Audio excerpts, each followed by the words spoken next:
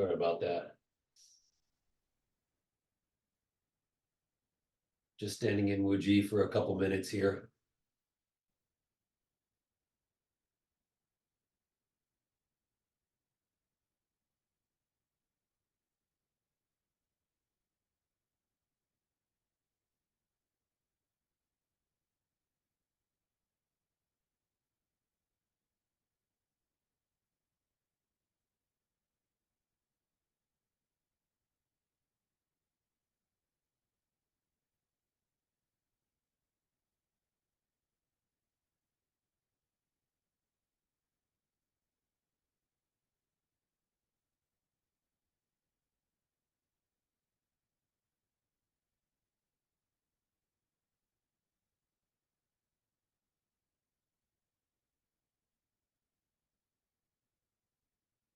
Pouring the weight into one leg, stacking, mobilizing, opening up the ankle, giving all the weight to that one leg.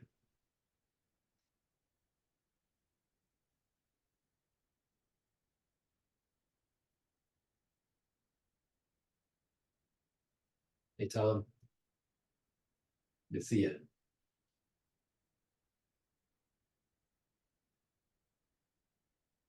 And changing direction.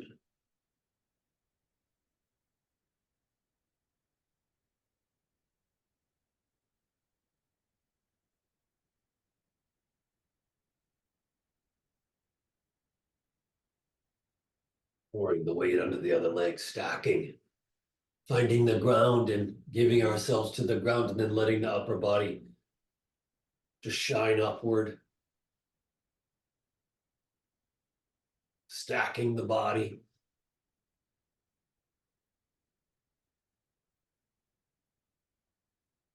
Relaxing.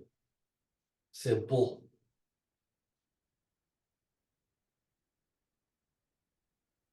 Change in direction.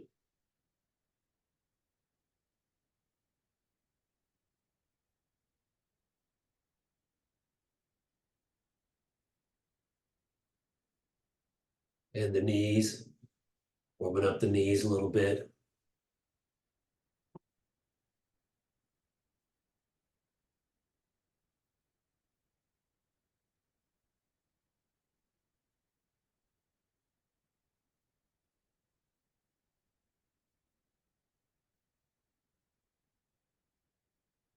And change in direction.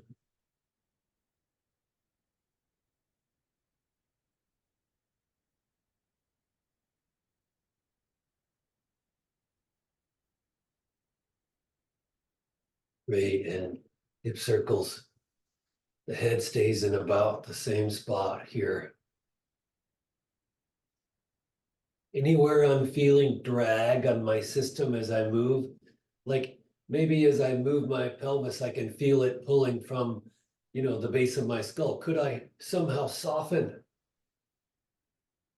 that wherever my body's being dragged?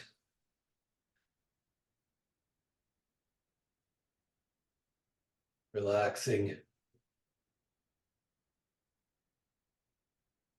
changing direction, using the ground and softening all the joints. No need to grip at the joints.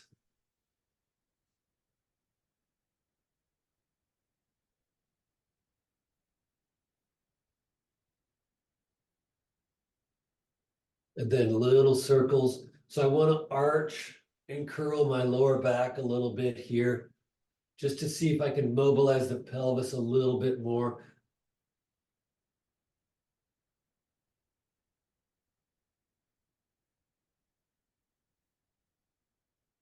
And as you free up the pelvis a little bit, maybe you feel the base of your skull kind of free a little bit too. They go together and change in direction.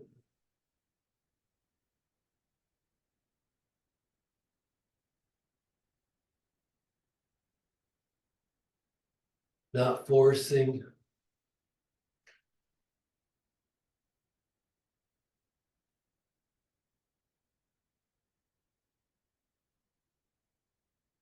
Great, and then looking for that true vertical, and then just trying to just rotate around that.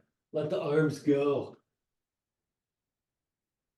Just giving into that true vertical, rotating around it. I like to try to focus more on the lower body here. If I get too into the upper body, I get too like invested in my arms doing something. Just focus more on the ground through the pelvis. Let the arms just follow.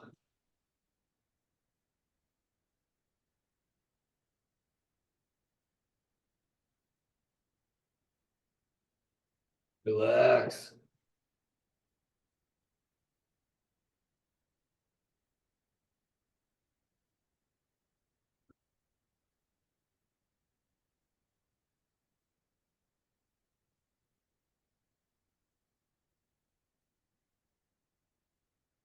Great, great. Coming back. Real simple. How about our windmills? Windmills.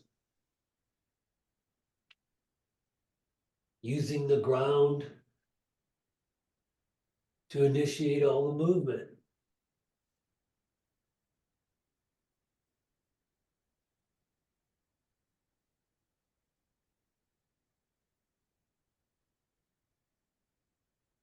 Going the other way.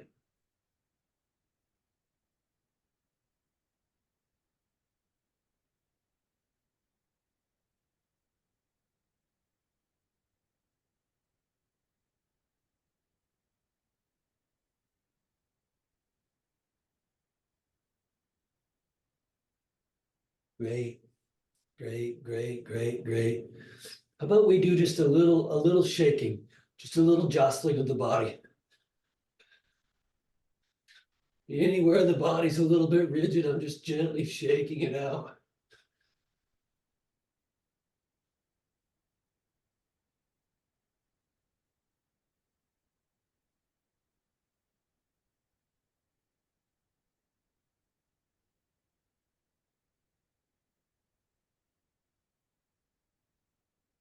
Sometimes people bring the arms up a little bit, bring the arms up a little bit.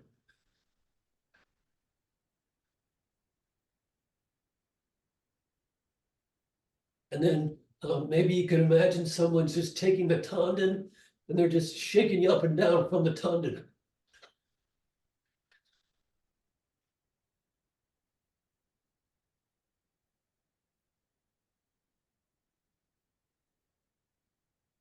And then instead now they have that hook on the top of the head and they're just shaking you from that hook on the top of the head.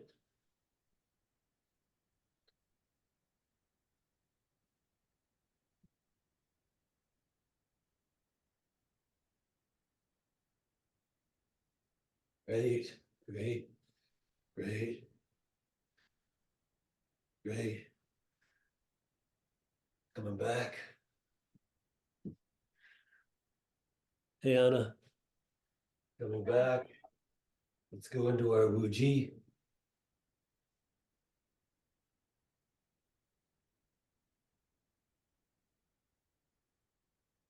Finding the ground, finding the bubbling well. Just giving ourselves to the ground.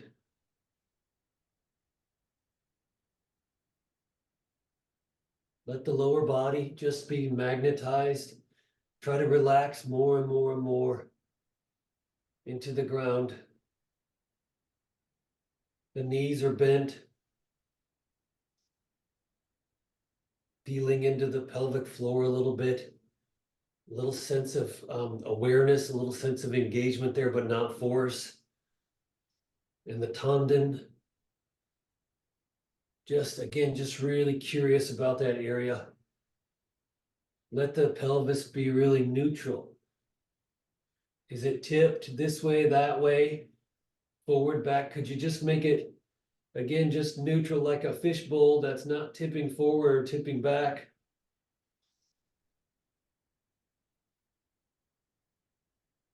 And then the lower body sinking, the upper body feels like it's gently being pulled up to the heavens. And that's not a force thing. It's like above the ears, there's a little hook gently pulling the top of the head up. That will just put a little space in the spine, a little space in the middle of the body, and relaxing around the, gosh, the rib cage and the upper back, the middle back there, and around the heart there, trying to just let go of some of the drama there. The base of the skull is, if it's pulled at extreme somehow, you feel like it's tight, could it slacken somehow? And would that, how would that look? And then the tongue is on the roof of the mouth, and don't tighten up your neck to do that. Relaxing the face, the eyes are soft.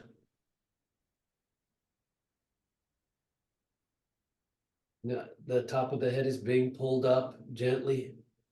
And then with the arms, just a little space there, nothing special, nothing exaggerated. And the hands are full. Make sure your feet are under you. Like if you look down, is one foot kind of sneaking out?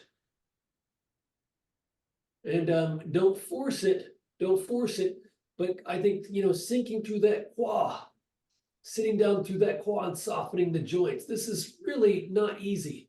It takes a long time, so it's okay if it's hard.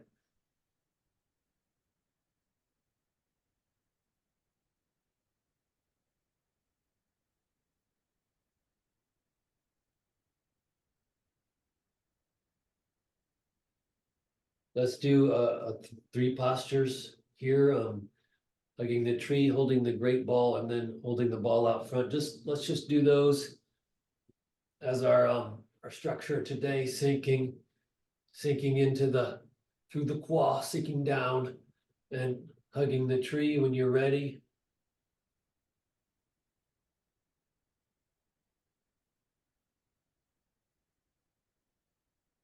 Is there something,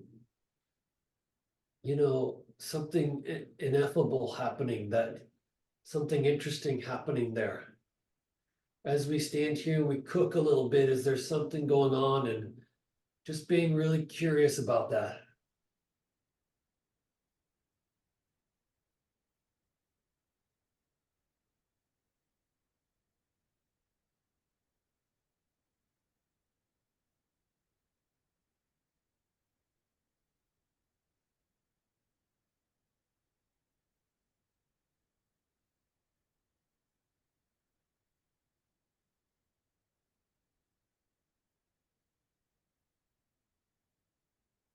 Maybe, something happens in our sitting, something really interesting starts to happen, and maybe it doesn't happen here. Or maybe it happens here and it doesn't happen in the sitting. What's the difference? And maybe it's always there. Maybe it's trying to happen and I have to creatively learn to connect with that. If you look at my hands, see them? They're not too close together, they're not too far apart. And my thumbs are kind of buoyant and there's space in between my fingers. Can you see that? Mhm.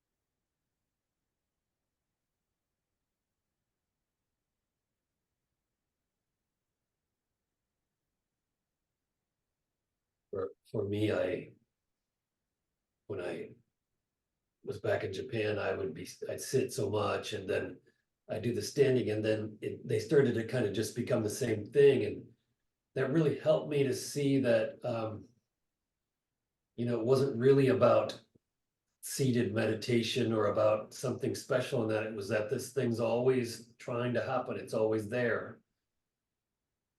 it's always available, and my job was to creatively connect with that.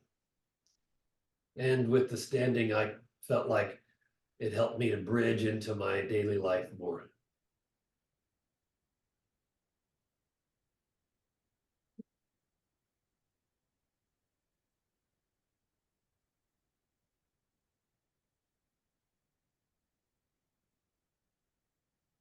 Remember, it's a tree, it's a round tree, so or you can think it's just a big balloon, and your hand should be round like you're grabbing a balloon. So they're soft and they're round. They're not, it's not a big ice cube.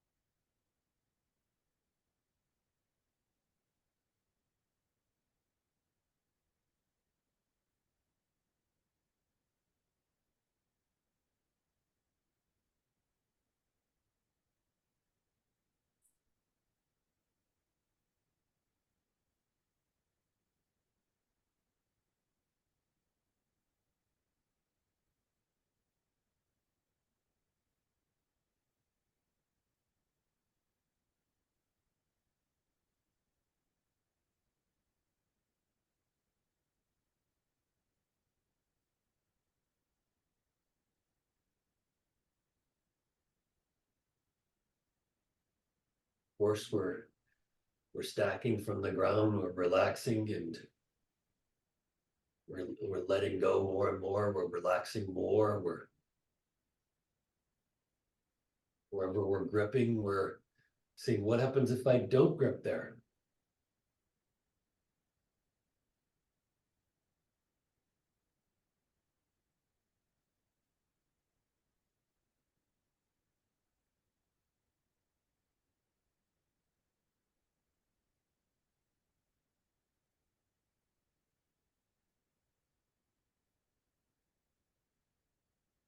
And I guess for me, what I found too was any idea I had about what meditation was or zazen or any of that, it never is what's happening in real time. Real time is just something that is happening, and I have to be open to that. Like right now, I have to feel what's happening, and it's not what I had expected ever. And that's what it is. So all the time we become curious about what's actually happening. And then that changes us.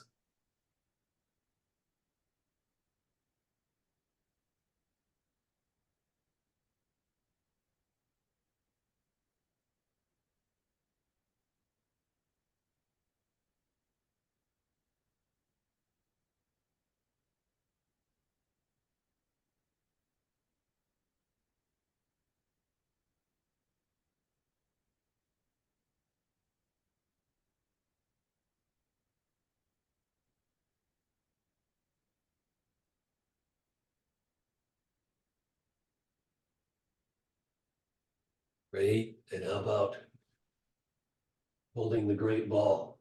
Holding the great ball.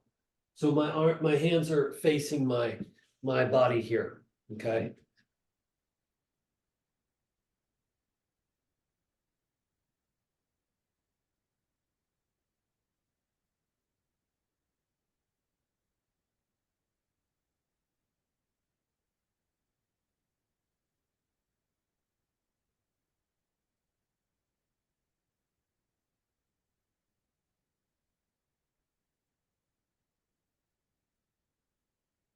And it's like there's this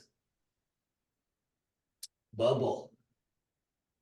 Um, and maybe the tendon is the center of that bubble, and that I'm just standing in that bubble, and my arms are kind of resting on that bubble. And the bubble goes all the way to the ground, and again, the tendon is the middle of that. And any force I have, any rigidity, I kind of burst that bubble. So I soften and let that bubble just be there, that expansive bubble, and it's delicate. And so anywhere I'm, you know, stiff, I'm bursting that. So I soften more and more and more.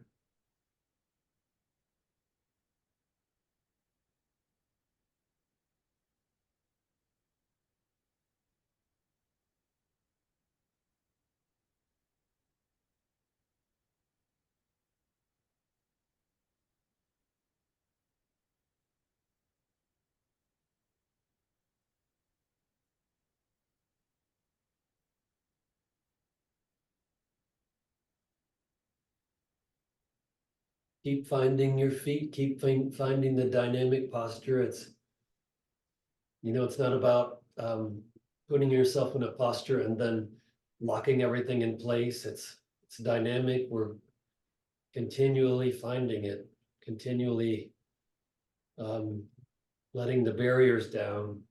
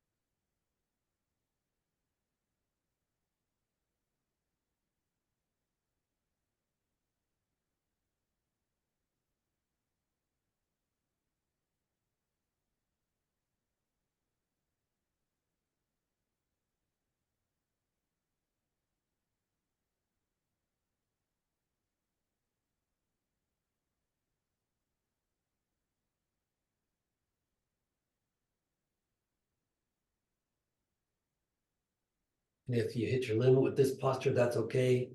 Going back to Wuji or hugging the tree, or I like this one, standing in the lake. This one's really great, just the hands straight out. That one's really great. This is a good posture. It's a hard posture, this one.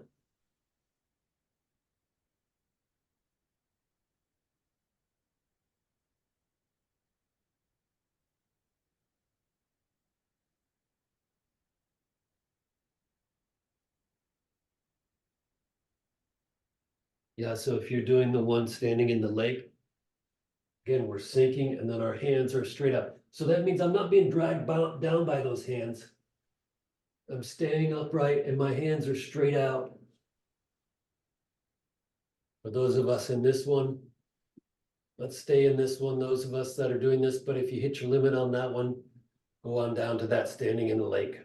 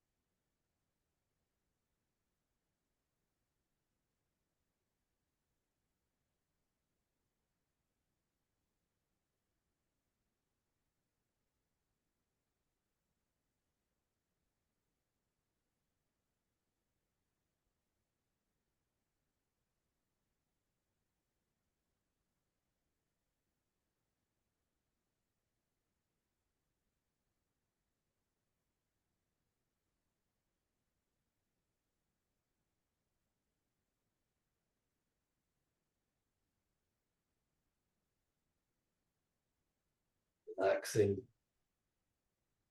Find the ground. Support the structure. Let go wherever you're gripping. Could it be more efficient somehow? Could you relax in some way that you could do less, holding the posture but doing less?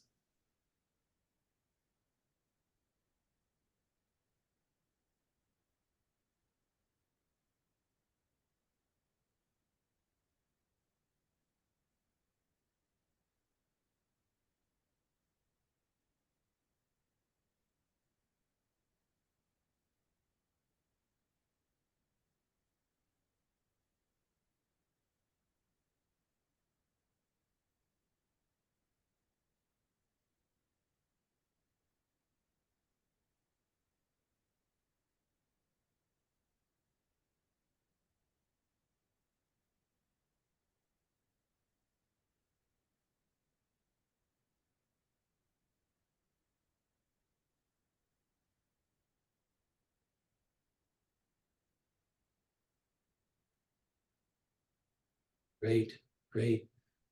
Next one, holding the ball out front.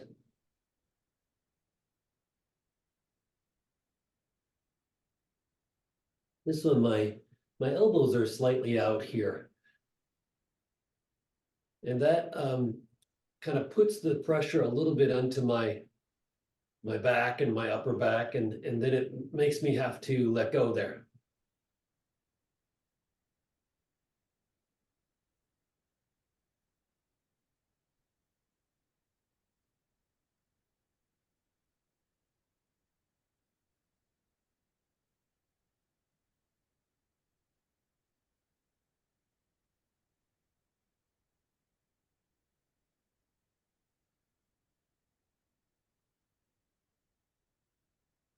I hope that in the postures and in the harder postures that it kind of stretches you. You kind of got to see, oh, I'm thinking, small about this. I've got to kind of open up here.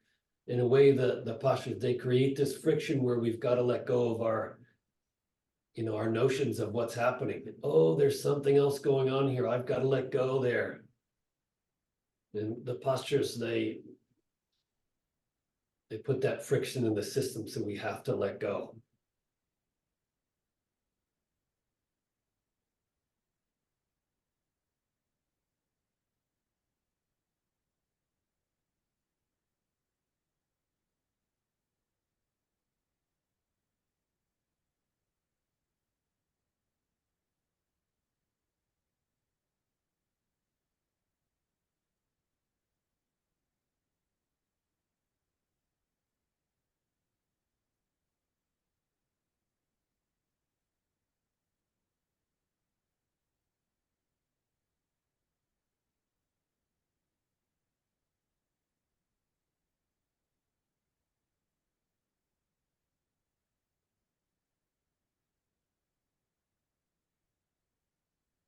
And of course, we're continually refining the posture. Like, the posture is different than it was last week for me. I'm continually refining it. I'm continually finding it. It's new. Oh, I could let go a little bit more there. I could let go a little bit more there.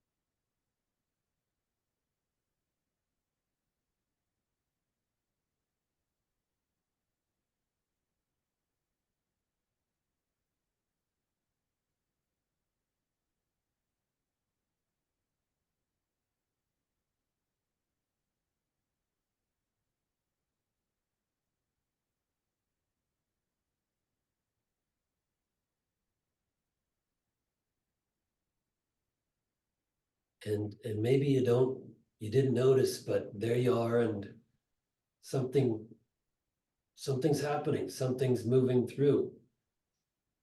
It could be really subtle, but oh, I feel different. I feel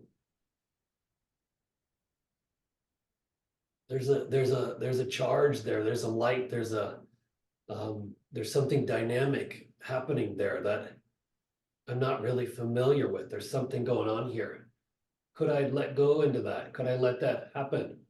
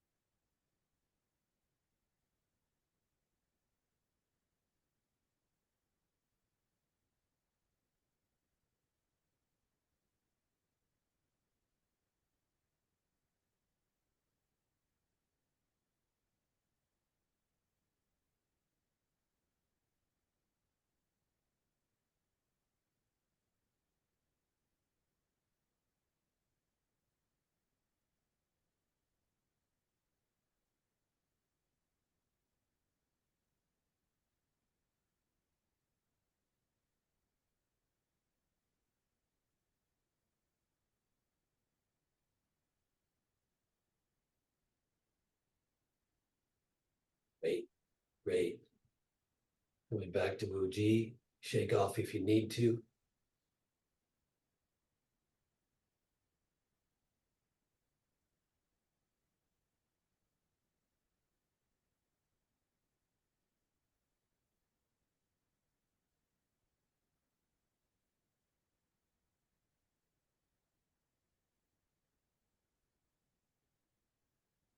And maybe there's some kind of momentum through the system like this light, um, this fullness is trying to do something, and you could just, oh, I'll just let that do it. I'll let that inner momentum do its work. How can I get out of the way of that? And then with that momentum is the tanden, the kind of director of that fullness through the system. If you don't know what I mean, you will.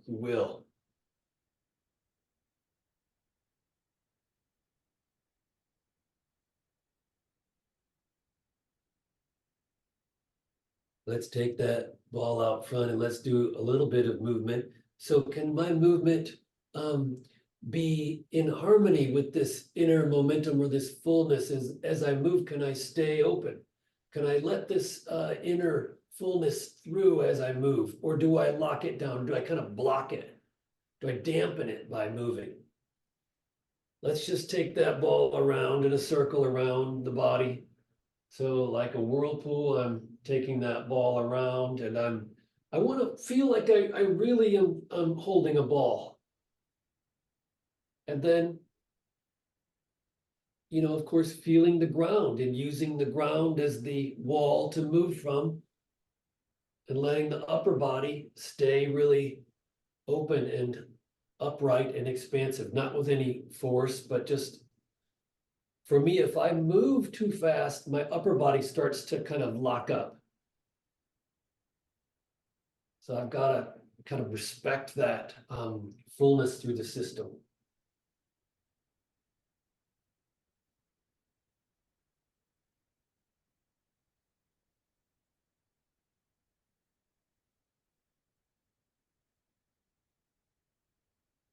Tongue on the roof of the mouth.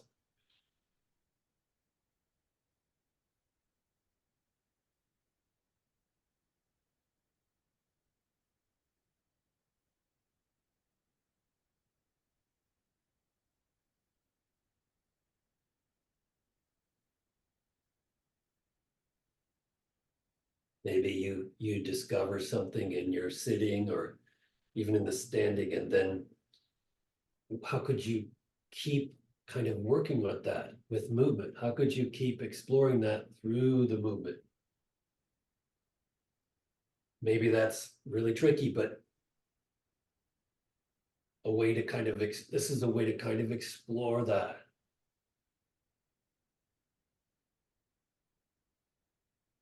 And then going the other way.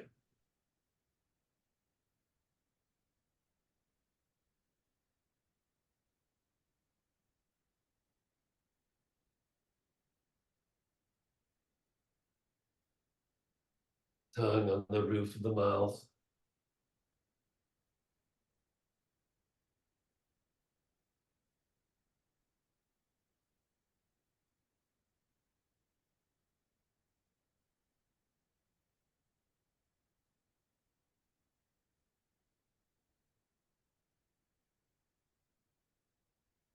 And then taking that ball out front. How about we take that ball and we turn it? So I'm going to take my hands like this and I'm just going to turn them. Turn them. And then I'm going to take the ball and I'm going to turn it. And for me, I'm seeing as I do that, I pour my weight into my left foot as my right hand comes up. So there's a contralateral movement there. I'm sinking into the right leg as the left hand comes up, using the ground, describing that ball, what the movement. My elbows are heavy.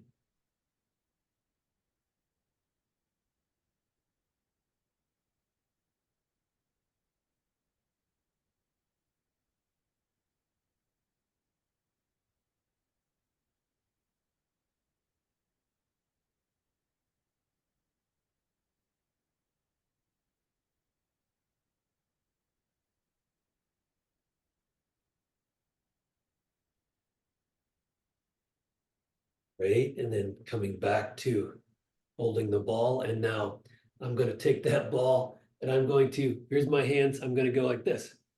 Turn the ball. Turn the ball.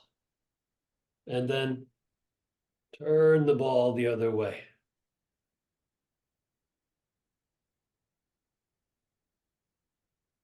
And if you notice,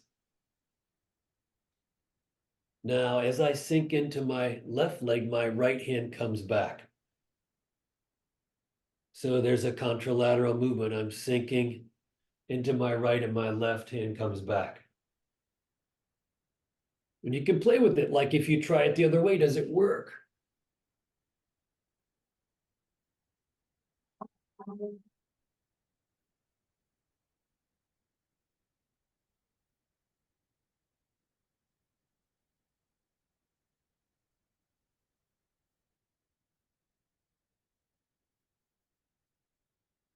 Find out, find out for yourself.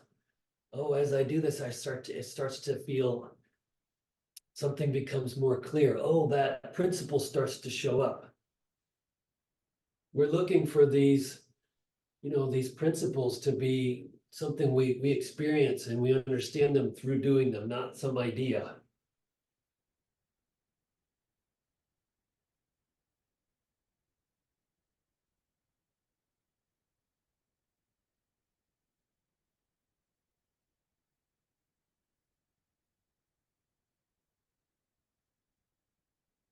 Right?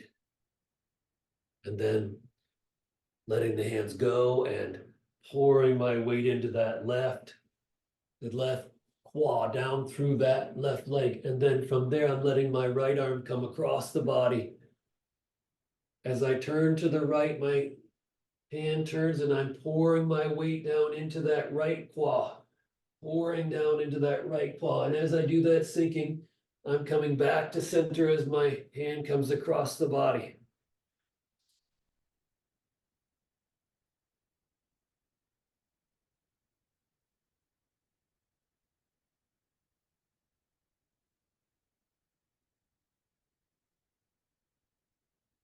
Keeping the tailbone going straight down.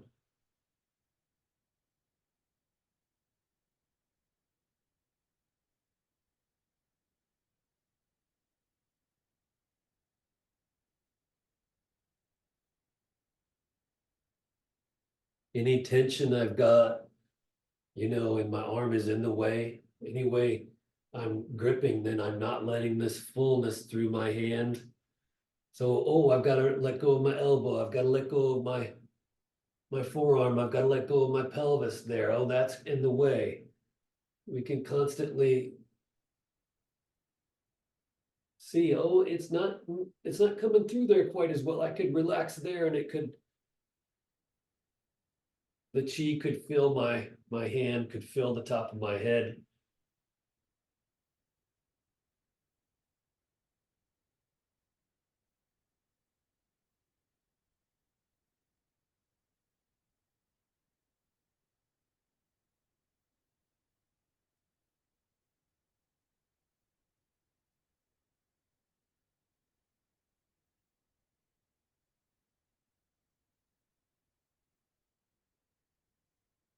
And this is a little bit of a technical aspect I want to bring in. When we open the quad, so I'm in my right leg, and as I turn to the left, I'm opening that right quad as my hand comes across the body. Okay. And as I do that, it's like we're pulling a rubber band open with that right quad. I'm pulling that rubber band open. And as I do that, then now as I relax, my pelvis wants to come back to center. So the rubber band wants to come back. And so that movement is where my right arm comes across the body. So I'm sinking into my right leg and my left hand comes across as I open that right quad. And then as I relax and sink into that left quad, my pelvis wants to come back to center, and that's what brings the body back. This is a little bit complicated, so ask me later if it's confusing. But we're opening the quad, and then the pelvis comes back, kind of slingshots back to neutral.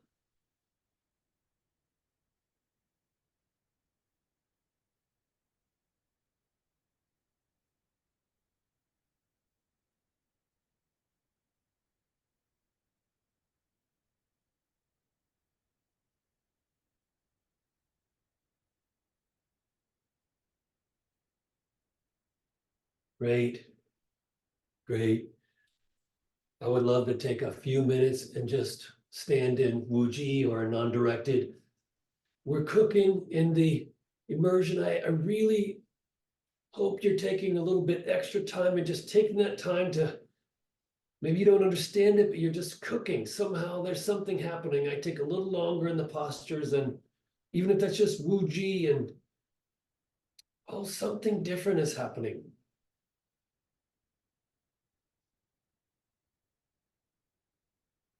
Or maybe you're doing Wuji for a little while and you're, oh, nothing's happening, nothing's happening.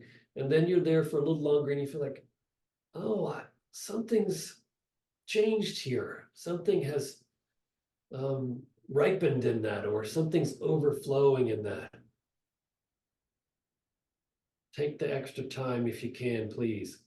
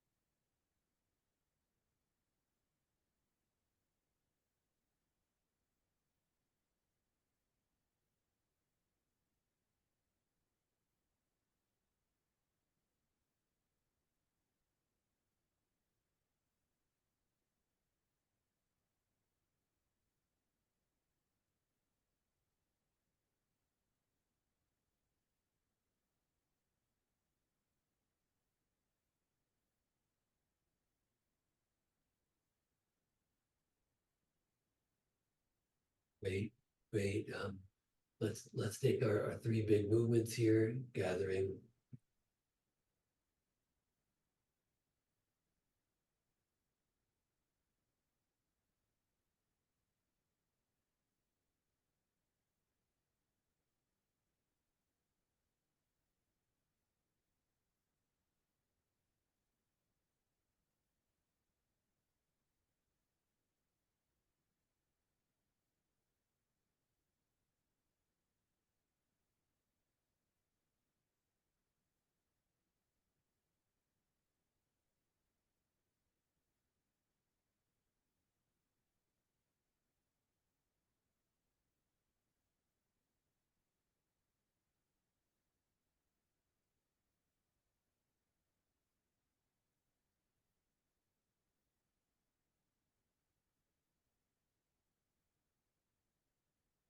Rubbing the hands together, rubbing down the body, down the outside of the arms, up the inside, down the outside, up the inside.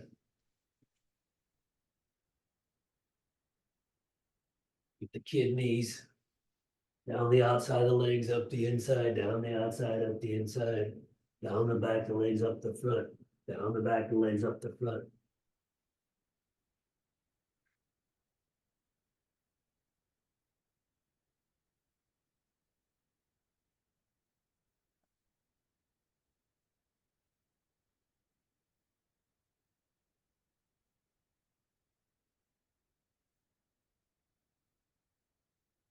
Great, great. I'm gonna give a bow and we've got our social hour right now. Please stay if you can. If you can't, that's okay. But please stick around if you can. Bye, Elijah. Thank you.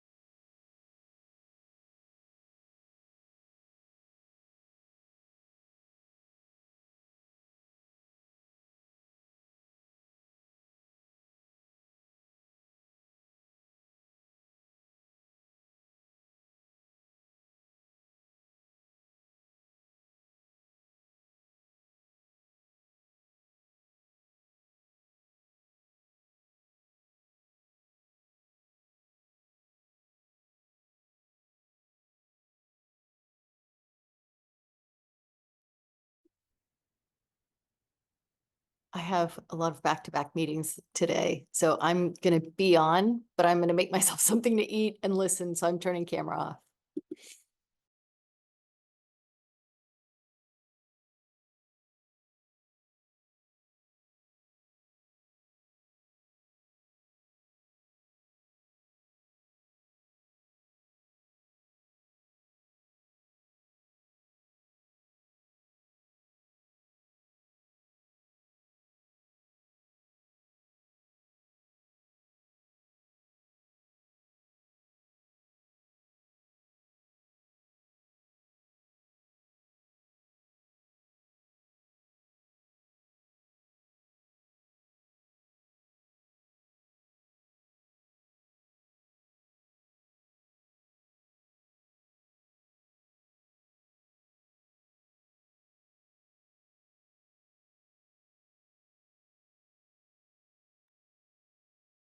Snowing quite a bit here. Is it snowing for you, Carol?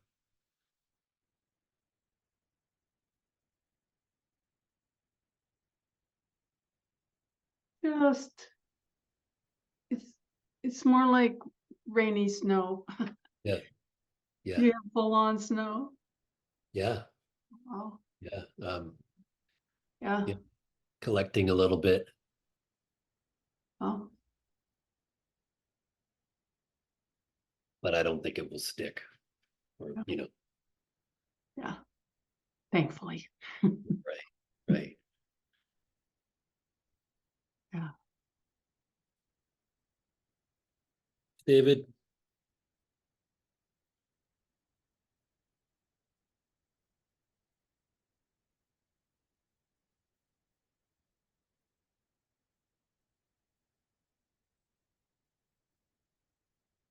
Wait, where is everyone? I don't know. You drinking coffee?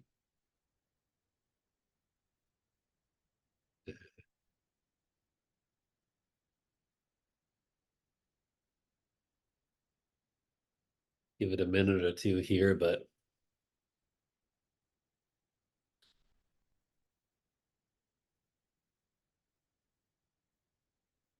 Thursday's a little bit, I think it's a little bit trickier for people than Saturday for these social calls. We'll see what happens.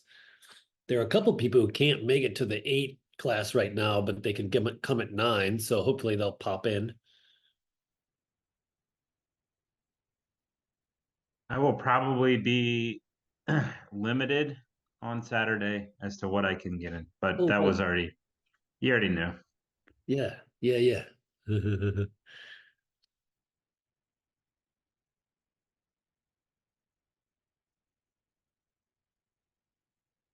So what's going on? How's practice?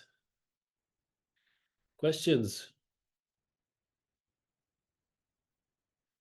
Questions, comments? Mine's going pretty well. Yeah. I think in this last bout of non-directed was interesting. I have a tree outside the room that is out of a window, and um, that principle is really, it was really interesting. The sun and the tree, and it was kind of, it's interesting. Yeah. Yeah.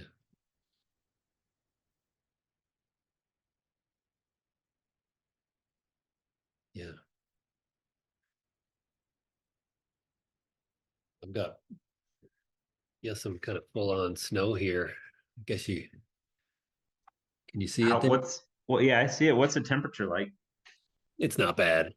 What is it like? It's like 34, 35, something like that.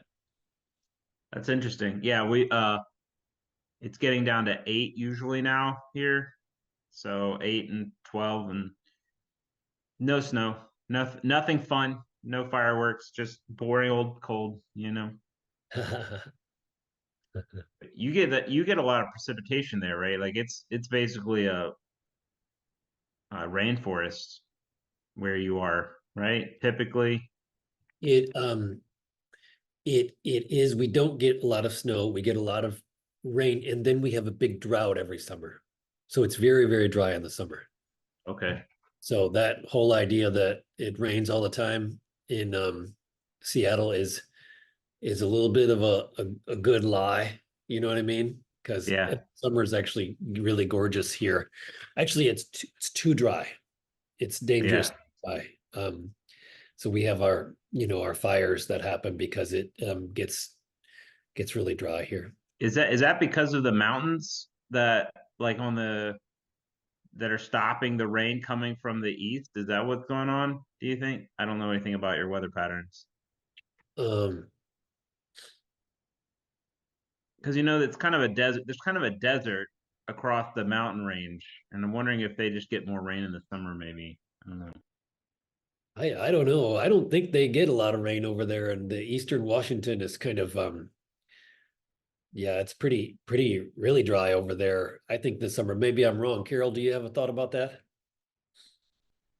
The only thing that I've heard is that the size of the Puget Sound, it's like the biggest inland waterway anywhere, almost, or the second biggest, and that is really unique and makes well, it makes predicting the weather difficult. So I'm guessing that it has something to do with what you're talking about right now, that there's what the pattern is, because it's just such a big piece of bed of water from the ocean. Anyway, Yeah. otherwise, I don't know.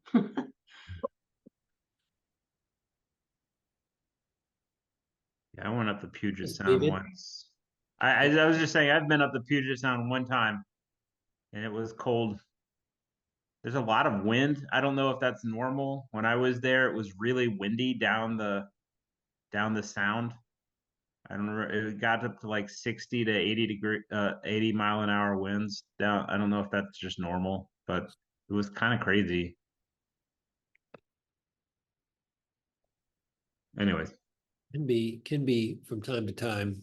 Um, but mostly it's just like little drizzles in the winter and damp and cold. Um, where like, the kale just grows like crazy. You know what I mean? It's like kale heaven here.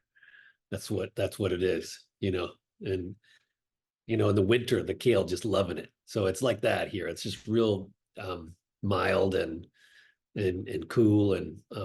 But I would say growing up in the Midwest that I feel like the skies are they're I grew up in Michigan where we have this big lake affect everything. And I would say the skies are more open and exciting here in the winter than in the Midwest where you feel this oppressive sky. That's just around the lakes where I was. I think somewhere like St. Louis or something, it's a little different. But but the sky's really gorgeous here, even though it can be gray for periods, but it can also open up and be really expansive. So it's beautiful here. Not I think it's different, and of course our winters are such a joke compared to the Midwest. I always, when people complain about the winters, I always just laugh because they're really compared to the Midwest and whatnot. I would be careful about laughing. I'm in Portland. I used to laugh, and it might like a winter's as difficult as your preparations are. If you have no rock salt, then freezing weather is a very big deal. The sidewalks are more or less completely impassable and have been for days. Cars are moving like 15 miles an hour for slush. The whole rail system's down. Buses are moving with chains on them, and people are calling out of work en masse, and it's just because, well, it isn't, I mean, very safe. Yeah, you're right. I had to slide down her driveway. Yeah, Like you're there's right. no walking down it. Right. Uh, No, you're right. quite You're right. dangerous.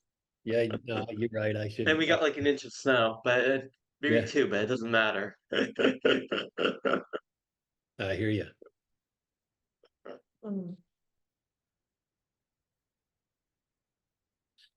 How's practice for you, David? Anything coming up in your practice, your standing worth noting? Anything? Yeah, how to articulate this? May not quite. Yeah, that like this constant drawing for control, and it feels like the vexations are like a hypervigilance pattern reaching out to keep things safe, and it's like not really trusting.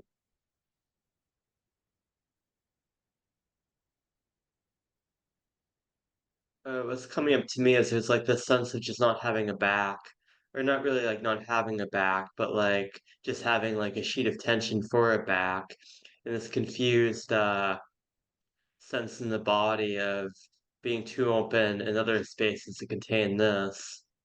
And so it's like my awareness keeps getting drawn forward as like, and it's like a sense of trusting that there's some way to create a sense in the back. And there's like a sense of just being really vexed in the body and like not knowing how to like drop enough, but not knowing what to do too. And this sense, especially in a place like work, of like, I don't know how to stitch it all together and be like reasonably okay. And like, I don't know how to go into this either. And I'm not trusting that like I can go into what's really going on and like just I think the real despair has been there, but I think there's been more of a terror flavor camouflaging it, and it's like just not trusting it. I hear you. I hear you.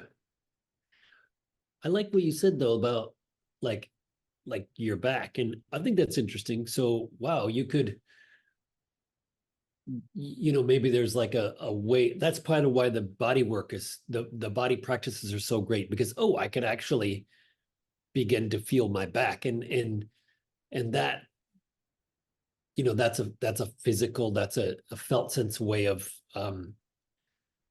how is my back trying to open as I'm there in my practice? How is it actually trying to open? And chances are I can't even imagine it exactly. I can't feel that yet. And but it is trying to open. And how's it trying to show us how it is? And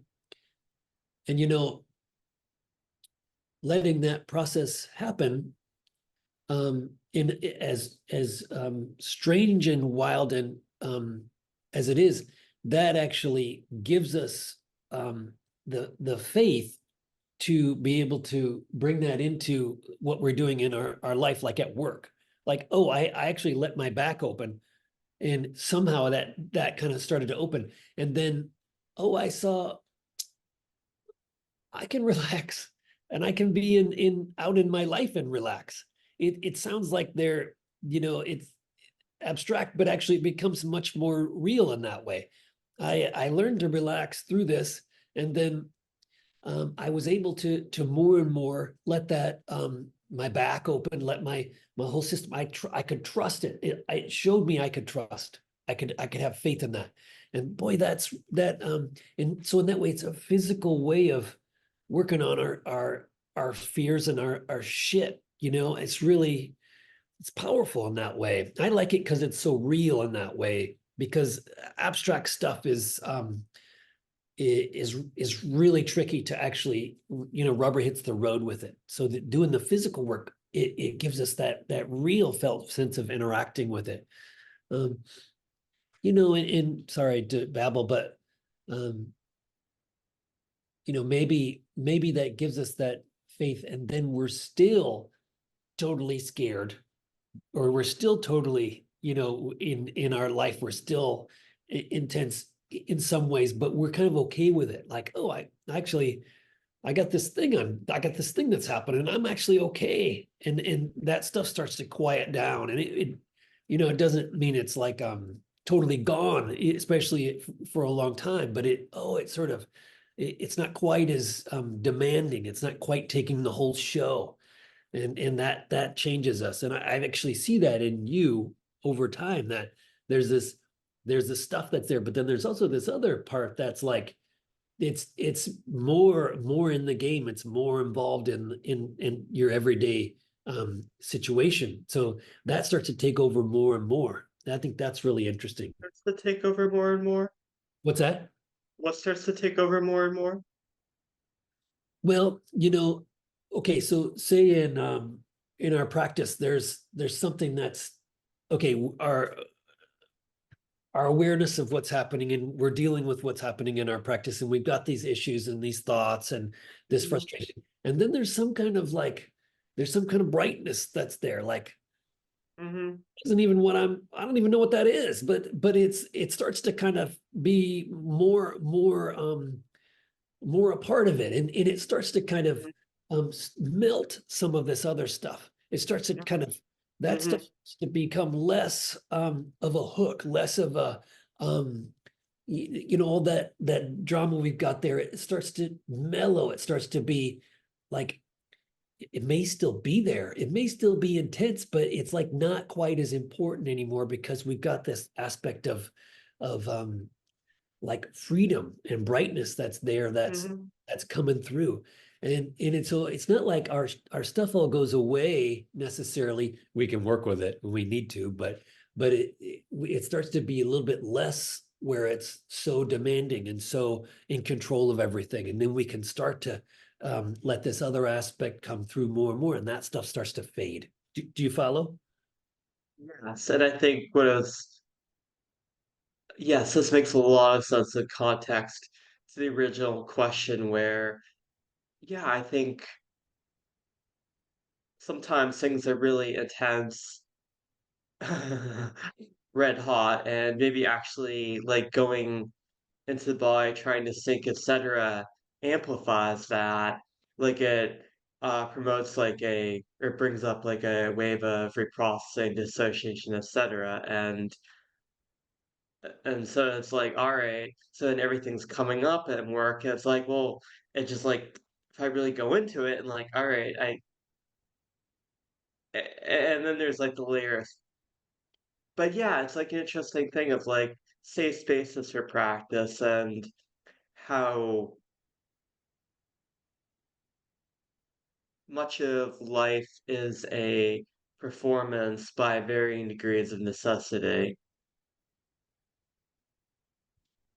And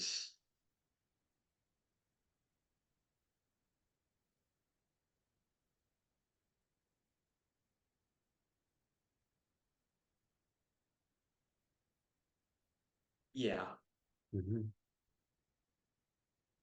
I like that word space. I think space is a good word. Space. Like, oh, there's space. Like, that's interesting. Where's that? What is that space that starts to creep in there? And um, I'm still Corey, the goofy, whatever, neurotic person in some ways, but that starts to fade and it's not quite as important. But there's something else going on here. And I can let go into that. I can let go more and more. And I see that actually even my quirks and whatnot, they're really not the main show. They're really not actually they're not that important really. Um, and then that other aspect is actually what really helps people. Like I'm around Corey and he's like, maybe not me, but somebody in there, there's something about them. I don't know what it is, but I feel good. I feel good, and it doesn't come, it's not coming from anything they're doing or from, it's like they're around them. I feel space and I feel safe. And I think that's why it's again, it's kind of ineffable. But I start to feel good, or I start to feel different. And yeah, it starts to kind of just emerge through the practice. yes, that makes a lot of sense. Right. And then it's really great because it isn't really dependent on the situation that's happening. Of course, we want the situation to be different at times, but actually it doesn't totally matter because we're connected in this way. So, this thing happens to me and I'm not totally devastated by it because it's not actually the main show, and so that's really interesting. So in that way, ideas about Buddhism or ideas about spirituality, they're not that interesting because they're just based on concepts that life is just going to always throw us into a loop with that. They aren't really helpful. Yeah, what's coming to mind is that the Shamshan postures are like yeah, I mean, laboratory for reactivity patterns. We hold things which light up habitual holding patterns, and daily life lights up holding patterns too. And it feels like it's a laboratory to try and find some other way of responding other than rising up into the upper body, chasing the holding patterns. What do we do? Is there's some way to allow the holding patterns to actually start to unspool, and then from a way of learning to do that in a more formal practice, learn to, in real time, not amplify them, eventually dissolve them in daily life.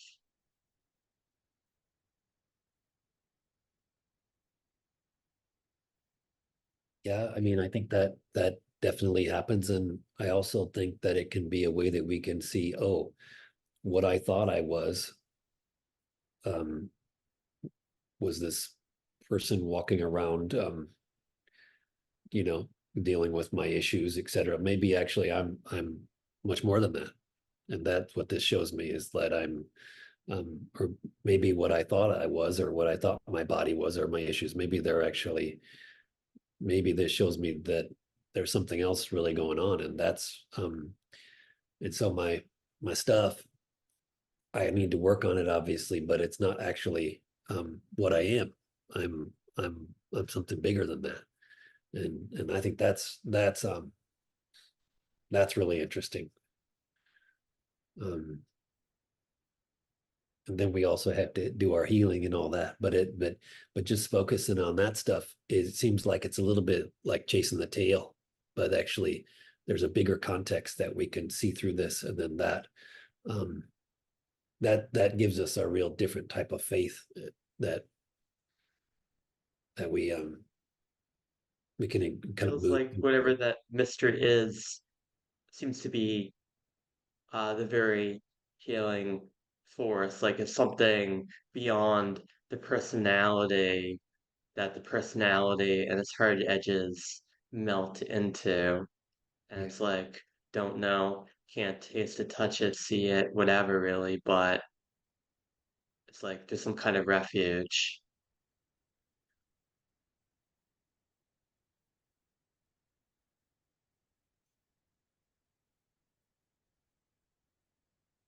Anybody want to chime in? Joe, did Joe take off? No, he's there.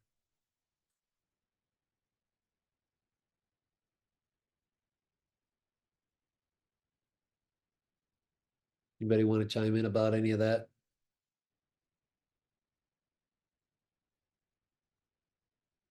I wish I had something as good to say, Corey. You have a great way of describing this. The idea that comes to my mind is useful to me. Not as useful as how you put it, but that with long practice, we experience an evolving detachment. And it's very helpful. We can't always stay detached perfectly and wonderfully, but it's something that's growing, and it's really worthwhile, really helpful. And to like really appreciate that is, well, rare. And again, it's never perfect, it's never reliable or constant, but it's really one of the gifts of long practice. I hope that's meaningful somewhat.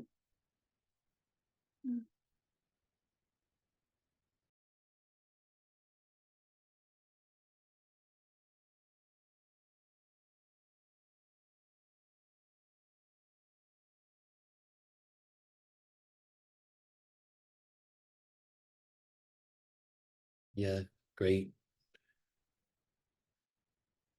Great.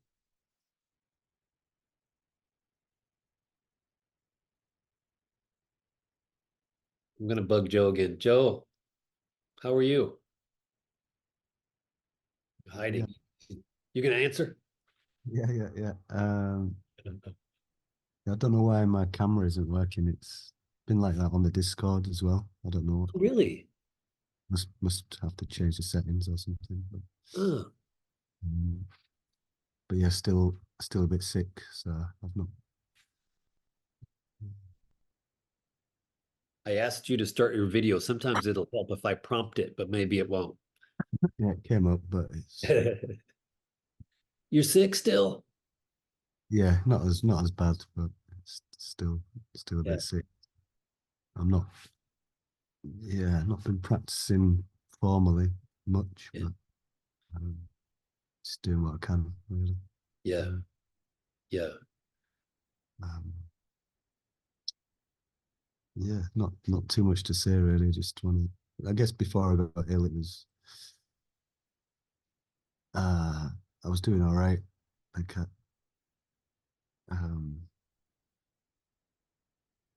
but yeah, we'll see. We'll see how it goes. Joe, did I see you sign up for Montreal? Yeah, I put my name down. Just, I'd like to go, but Fantastic. yeah. I love that. Yeah, just see what money situation's like. If it's all right by then I'll Yeah, go right. for it. Okay. Okay, cool. Perfect.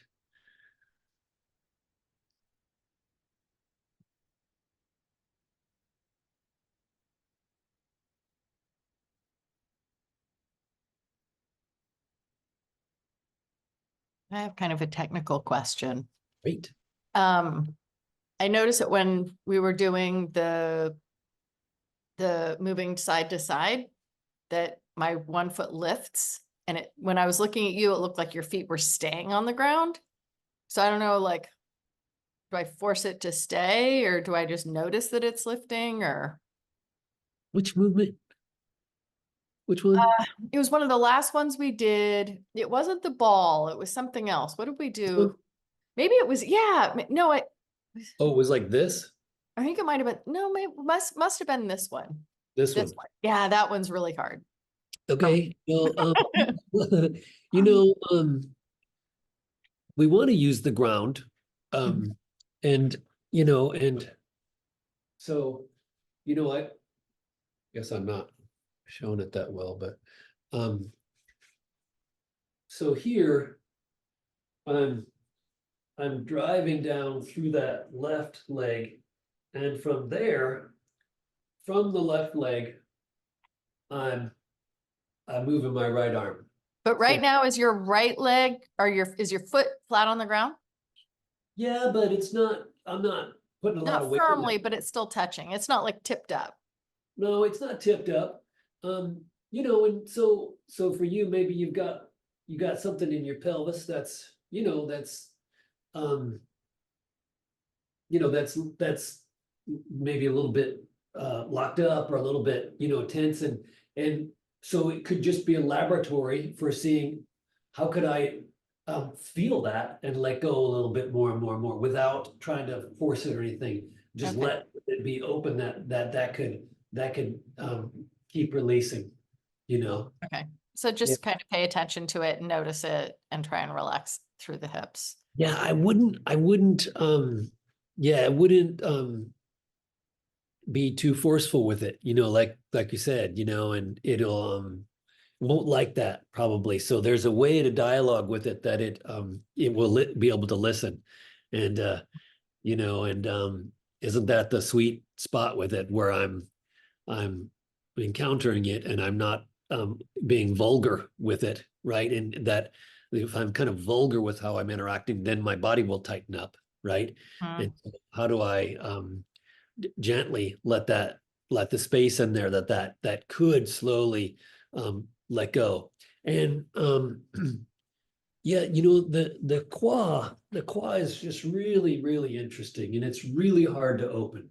Mhm. So for all of us, everybody, and just working on that. Wherever I'm doing these movements and I'm not in the ground, like say I'm going across, I'm going across, I'm going across, and then all of a sudden I hit some place and then I kind of came up. Okay, Okay, yeah. it means my pelvis is locked up there. So that Oh, should be interesting. where I'm- Okay. So then, okay, so then I'm coming this way, I'm coming this way, I'm coming this way, and then I somehow that I don't feel the ground anymore. I'm not, I'm not in that ground. That's where my pelvis is there's a gap there of my awareness where I can't feel it. And so Right. using the posture, using the movement to see, oh, I'm not in the ground there. Right there when I'm moving, there, maybe I'm a little bit, my pelvis is a little bit unconscious there. So I can use the movement as a way to creatively find the ground still. So, Okay. yeah, it's a laboratory to see where we're actually where there's that gap or where there's that place that's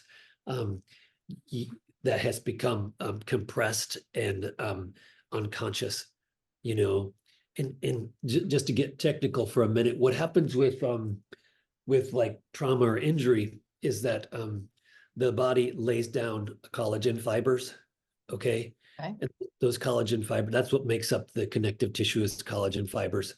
And those collagen fibers, they'll group together and they compress. And that's with trauma. And that compression is kind of what makes people kind of sink over time, is that their body, they're where they lose their height, they lose their levity in their body. It starts to compress, and the collagen tissue should be fluid and dynamic, but it becomes kind of like compressed and dry. And so where there's trauma, the tissue becomes dry and compressed. And so we could look at some of this is when we bring the awareness in there, there's some fluid and some levity, some what's the word, tensegrity to that there's buoyancy in that area. So but where there's a trauma, often the body has in its wisdom protected that area by putting a bunch of fibers in there to stabilize, and then we've got to work with that over time to let that become more fluid. And yeah. So it's kind of like in meditation, you're creating mental spaciousness, and this is creating physical spaciousness. Yeah, and I think spaciousness. Yeah. What I'm hearing you say is like when you're connected to the ground and you're moving, as long as there's that connection there, that when when you lose that connection, that you kind of, and I can kind of relate to that, but I also feel like there's a part of me that I'm like paying a lot of attention to the ground, but I'm skipping what is it, the qua? Like I'm skipping it. Like I'm just like, okay, mental, like going here and then kind of going around. Okay, am I on the ground? I'm on the ground, but I'm not staying fully in. The qua. That's just practice, right? It's just digestion. It's just like takes a long time. It's why it takes a long time, because it's something that we've got to work with over and over in this blue collar way. And that's how it is. And honestly, the qua's it's like a 20-year project. It's a long time project. It's not like yeah, I mean, so yeah, it's, 20-year project, huh? yeah, for sure. When No, I I, signed up for my nonviolent communication class, I signed up for a 10-week class. yeah. And she said, in 10 years, this will start to feel intuitive to you. And I thought, I'm not staying in this for 10 years. That's insane. And I've been in it for 8.5 years now. And I'm like, oh, so you just said 20 years. I'm like, damn, 20? I mean, you don't have to hang out with us for 20 years, but like, um, yeah, yeah, I think it's a rich feast that takes a long time. It's definitely not, fast fashion. You know what I mean? We're Yeah. not fast fashion here. This isn't H&M, you know? So rarely is healing H&M. Yeah, I know. The last class I went in, I left early. I left 10 minutes early. And like after I left, I realized I left because I felt physically and emotionally uncomfortable with the last movement. Like it just pushed all my buttons. And rather than facing that, I was just like, I think I'm tired. I think I should just stop. My hips hurt. I'm done. And then I was like, oh yeah, actually there is a lot going on there that I did not want to deal with. I hear you. I hear you. Yeah. Well, and no, I think we can have our little baby steps with it. I think we can have it be kindergarten where um, we're not good at it, or it's hard, and everybody here is going through that. And so we adjust as you need to and explore as you need to with it. And maybe, what happens with issues. So like say there's a place in our system that's that has some kind of holding pattern around it, some deep holding pattern because of something. I'm a little cautious to use the word trauma because it's just so overused right now, but there's some. Feel free to, it's fine. Yeah. And and what happens is we get to that place and our system kind of is overwhelmed. Mhm. It's overwhelmed, right? And it's like all of a sudden all the alarms in the body went off, all the alarms in the system took off. And so sometimes we do need to take a break and just take a break because you can't do anything more. The system is overwhelmed. And that place will change over time if we're really respecting it and working with it. And that line will move, and as we delicately engage with it over time, that will change. And often we do, especially if there's been something deep in there, like for instance, someone had a huge car accident or something in their system, like they've got to often take a big break. Though they can do a little bit, and then they got to take a break because their system it blows up. And then over time, that if that's respected, that line can really move. And so knowing that and working with that, in I think creatively working with that throughout the day is where people can really change with that. It's a creative process of dealing with that. Yeah. Yeah, thank you. Yeah, I mean, I had a nervous system overwhelm and it expressed itself in the hip not being able to move, the leg not being able to move, and pain. And so now I'm realizing that I can't take my type A, I'm gonna conquer this kind of thing around anything. Like it's all just Right. gentle, whether I like it or not. Whether we like it or not, I know. Right. And it could be just this internal, it could all be internal, all of this. And it could just be a way I'm changing the way I internally interact with it. It might be that I could do the moves, or maybe not, but it might be I can do all the moves, but I have to change how I'm internally interacting with it, because that's where I'm actually doing the type A. I'm bulldozing my system because that's what I do. I don't know how to do anything else. And so through these practices, I see I could not be a bulldozer. I could be, a little garden tool, and when appropriate, and it's interesting. It could be Yeah. much more subtle how we're interacting with this stuff. And a lot of us come in when we're just, again, yeah, we're just bulldozers, and We hold our But body. I at least have the 9 months in a Zen monastery and then this last injury, like I'm way slower than I used to be. Yeah. But it still feels awkward. There's still that voice in my head that says you should be faster, better, stronger, whatever. It just apparently is relentless. And I'm getting older, so it's just impossible that I'm going to be getting faster, stronger. Yeah, it's just not a chance. Isn't Thank that? you. Yes, of course. Thank you. And it's so true. Yeah. And don't try and bulldoze that voice either. That I'm just thinking about how you'd sew. Don't do chum chum like your sewing projects.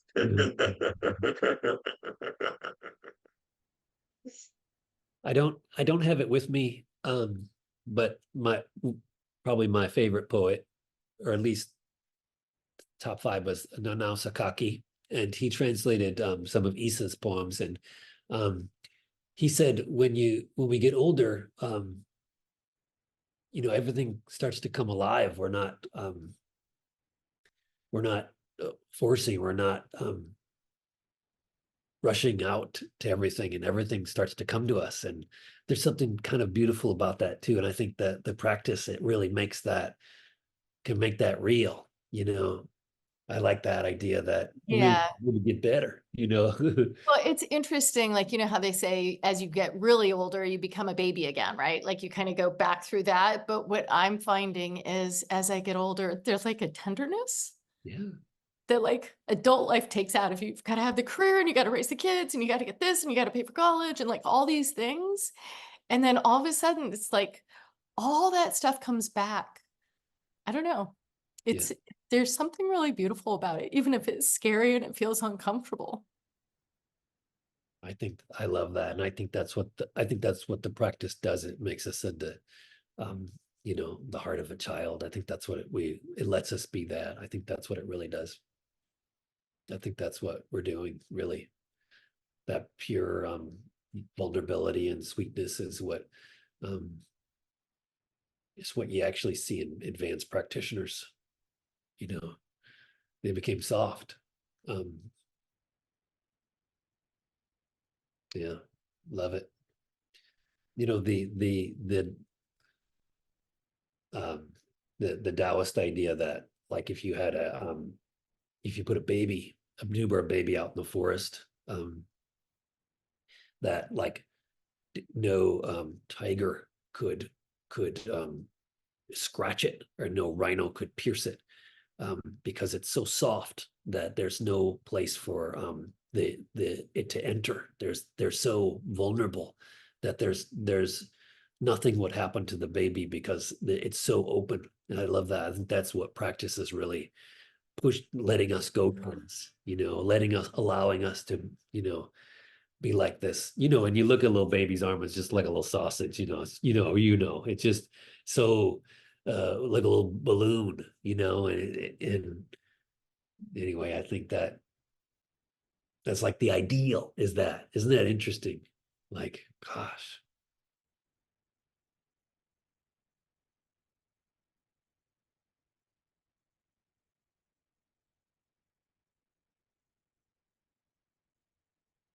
It's really coming down out here. I think all my clients are going to cancel today.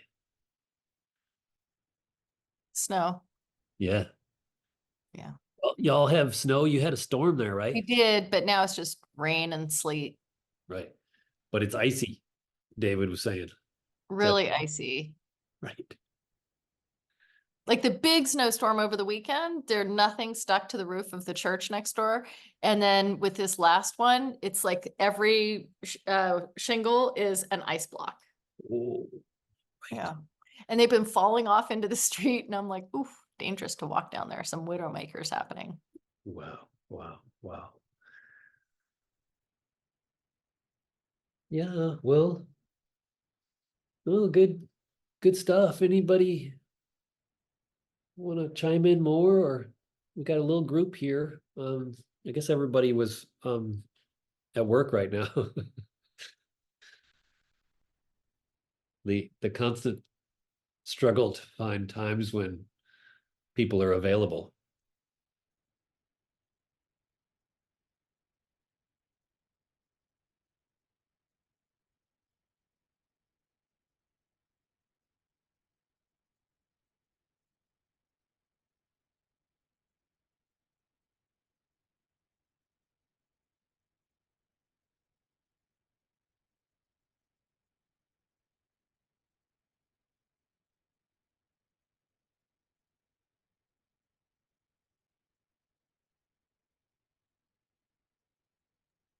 Yeah, I'm just feeling it too. It feels like often you just need to say something, just like your presence and a certain answer becomes obvious that like wasn't available to me. And isn't it pretty obvious? Like I told you, like, I have no back. Well, okay, that's why not? I mean, if there's attention and awareness, why not use attention to offer a back? It's-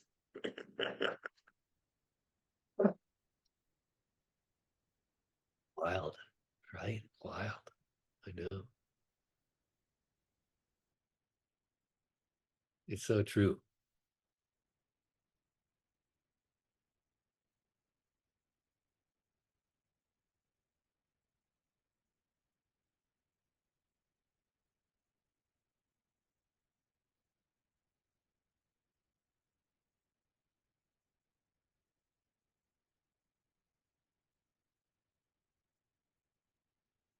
I got a couple books here that have been really helpful for me.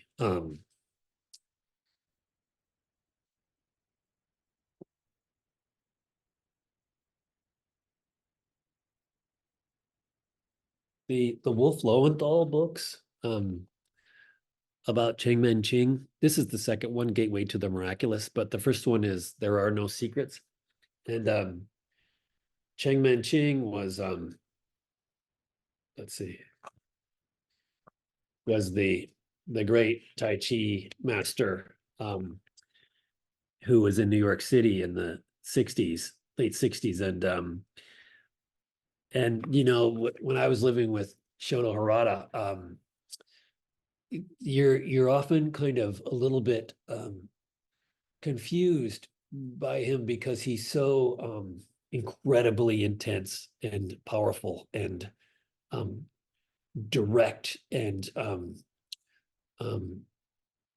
could be confused as kind of overly masculine in some way, which is not actually how he is. It's not. It's a little bit of confusion. But for me, I saw that and I was so intense. And then I was reading these books by Wolf Lowenthal and about Chen Minching, and he's so soft, so incredibly soft, and that really helped me. I was so intense that like, you know, I could be seduced into thinking that me being really forceful or that was kind of the path that I was seeing there was this real you know, intensity as force or something, but actually my whole system was kind of screaming for me to soften, for me to really let go. And so these books were really helpful for me, even just the pictures or, you know, just seeing that, oh, that being being soft, being more and more and more and more and more soft, more and more subtle actually was where the real energy, the real power, the real um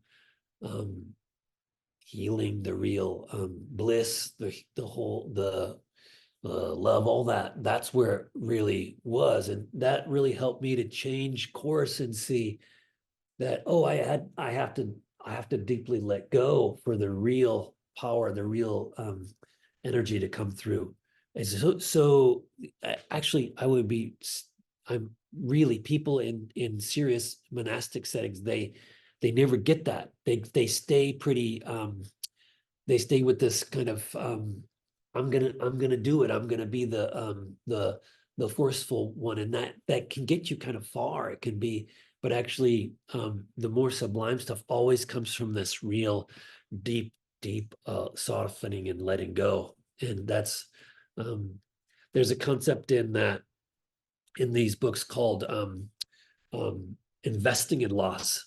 And investing in loss is like their language is Tai Chi and push hands. And in push hands, someone's there and you're doing push hands with them and they're trying to push you and you're trying to not let them do that. And often what will happen is someone will be really open, they'll be real open, and then this little thing will go, oh, okay, I'm gonna push them away. I'm gonna do this. And so instead of staying really open and really letting go and not kind of defending themselves, they'll go into that mode and they'll defend. And you can get really good at this defending, and you can go pretty far with that, but you'll never actually touch the source of what it is so you'll never really get to the point of the investing in loss, which is to go into that zero more and more and more and more and more, into that softening more and more and more and more. And then at some point, there's something else will start to come through. Like, oh, this sublime aspect starts to come through. You had to invest in loss more and more, like not knowing, more and more letting go, more and more letting go. And then, oh, there's something else really going on. And people don't want to do that. They want to like act like they're letting go, and then they want to be skillful or be I'm going to do it now.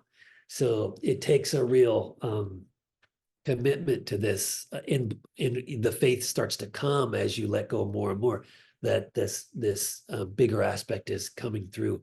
So that really helped me in my in framing the whole thing.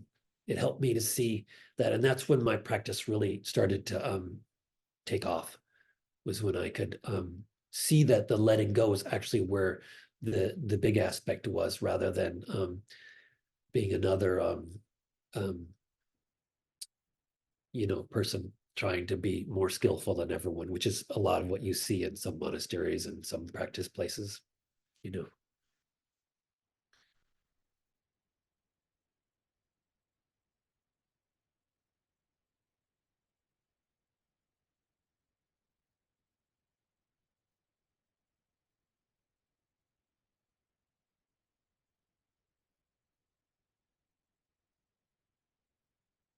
Great to see everybody. Maybe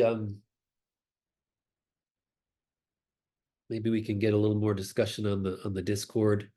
And this second breath is interesting. I'm trying to work on a part 2 or something for that, because some people have asked for it. The theme was the second breath for this, and I'm working on a second part 2 on that. So yeah, please chime in on the Discord and ask questions and share stuff you're going through. It's such a great group. Anything before we go today?